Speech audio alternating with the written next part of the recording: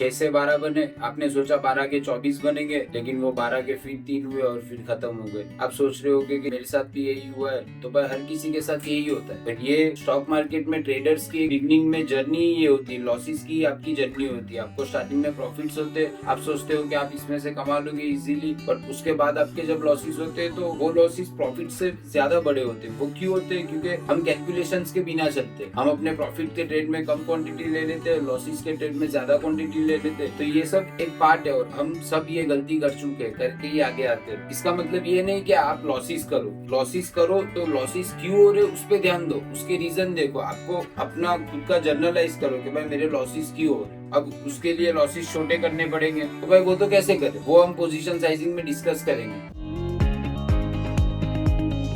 Hey folks, my name is Nabil Momin and I am representing TradeBeals। Last video में जैसे हमने discuss किया था रिस्क मैनेजमेंट, तो हमको पता चला था कि अपने फंड को कैसे मैनेज करके चलना है। अब हमने रिस्क मैनेजमेंट तो समझ लिया कि हमको 20% से ट्रेड करना है और उसका 10% रिस्क होना चाहिए, मतलब टोटल कैपिटल का 2% रिस्क होना चाहिए। लेकिन वो कैसे करें? आप सोचोगे कि हमको कैसे पता होगा कि इतनी क्वांटिटी लेने से ही हमारा इतना होगा, तो वो आएगा पोजीशन साइजिंग में। लास्ट वीडियो में हमने रिस्क मैनेजमेंट डिस्कस किया था, तो उसमें हमने सीखा था कि अपने फंड का कितना % रिस्क लेना है और कैसे मैनेज करना है। तो वो मैनेज करने के लिए हमको कितनी क्वांटिटी लेनी है वो हम पोजीशन साइजिंग से सीखेंगे। तो पोजीशन साइजिंग का सिंपल वर्ड में मतलब समझते हैं कि अपनी क्वांटिटी जो है उसको अपने रिस्क के हिसाब से साइजेबल लेके चलो। लास्ट वीडियो में हमने कपड़े की शॉप का एग्जांपल लिए थे, तो उसमें अपनों ने देखा था रिस्क मैनेजमेंट में कि उन लोग पुराना माल खाली करते हैं नया स्टॉक करने के लिए। तो हमको समझ आ गया कि भाई पुराना स्टॉक जो खाली कर रहे हैं, नया स्टॉक लाने के लिए वो खाली कर रहे हैं। पुराना स्टॉक खाली होने के बाद वो लोग कैलकुलेट करते कि भाई नया स्टॉक लाना है तो कितना लाना है,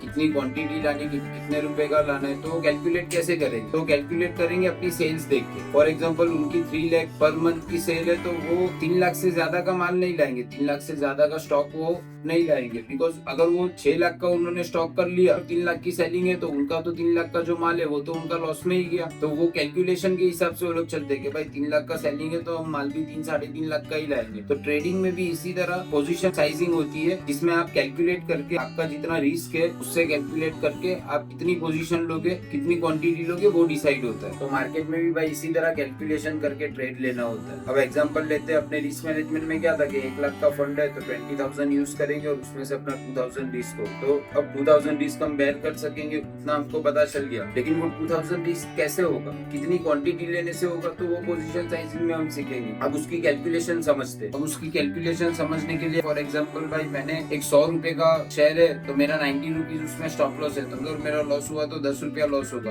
और अपनी रिस्क एपेटाइट थी 2,000 रुपए की, तो 2,000 रुपए का लॉस मेरे को कब होगा? अगर मेरे 10 रुपए कम हो गए तो मेरे पास कितनी क्वांटिटी होगी, तो मेरा 2,000 का लॉस होगा। तो भाई 2,000 divided by 10 is equal to 200, तो 200 क्वांटिटी ही मेरी पोजीशन होगी। जब मैं 200 क्वांटिटी लूंगा तब जाके 10 रुपया गिरने से मुझे 2,000 रुपया लॉस होगा। अगर उसी जगह पे मेरी 500 क्वांटिटी होती तो 10 रुपए गिरने पे मेरा 5,000 लॉस होता। तो इसीलिए पोजीशन साइजिंग इंपॉर्टेंट है भाई। इससे क्या होगा कि आपको आपका लॉस पहले से ही पता होगा, तो आप वो लॉस हैंडल करने के लिए कैपेबल हो जाओगे। अगर आपको पता है कि 1,000 रुपीज लॉस आप बेयर कर सकते हो और आप 5,000 लॉस हो गया, तो आपको वो बेयर नहीं होगा, आपके इमोशंस ट्रिगर हो जाएगी और फिर आप ओवर ट्रेडिंग करोगे और लॉस कर बैठोगे लास्ट में। तो आप भी सोचो, इसी जगह अगर आपने 500 क्वांटिटी ली होती और 10 रुपए का एसेल होता तो आपका 5,000 का लॉस होता। कई लोग जो नए आते हैं वो सोचते हैं कि ज्यादा क्वांटिटी लेके 3-4 रुपया प्रॉफिट लेके निकल जाएंगे। अब आपको अच्छा भी लगेगा, आप प्रॉफिट में भी आओगे, 3-4 बार प्रॉफिट भी ले लोगे। लेकिन एक ट्रेड जो आपने लिया होगा और वो आपके अगेंस्ट में जाएगा, आप उस पे 5 रुपया लॉस हैंडल नहीं कर पाओगे ज्यादा क्वांटिटी में, और फिर आप उसमें और फंड डालोगे और ओवर ट्रेडिंग करके आप सारा फंड गवा दो। यही होता है ट्रेडर से। इसीलिए पोजीशन साइजिंग इज इम्पोर्टेंट। और क्यों कहा जाता है कि भाई दिन के 2 स्टॉप लॉस? क्योंकि तुम्हारे दिन के 2 स्टॉप लॉस हिट हो गए, मतलब तुम्हारा कैपिटल का 4% इरोड हो गया। तो उसके बाद आप ट्रेड मत करो। उसके बाद आप ट्रेड करोगे तो आपके इमोशन ज्यादा ट्रिगर होंगे, because you are losing the money. और ज्यादा प्रॉफिट्स होने के बाद भी ट्रेड मत करो। ज्यादा प्रॉफिट्स भी माइंडसेट के लिए खराब है और बड़ा लॉस भी माइंडसेट के लिए खराब है। पोजीशन साइज को ग्रेजुअली इंक्रीज करते जाओ। प्रॉफिटेबल होने के लिए बस टेक्निकल एनालिसिस एनालिसिस इंपॉर्टेंट नहीं है, कैलकुलेशंस आर इक्वली इंपॉर्टेंट। अब हमने सीखा कि कितनी क्वांटिटी लेनी है, कैसे लेनी है और कितना फंड अपना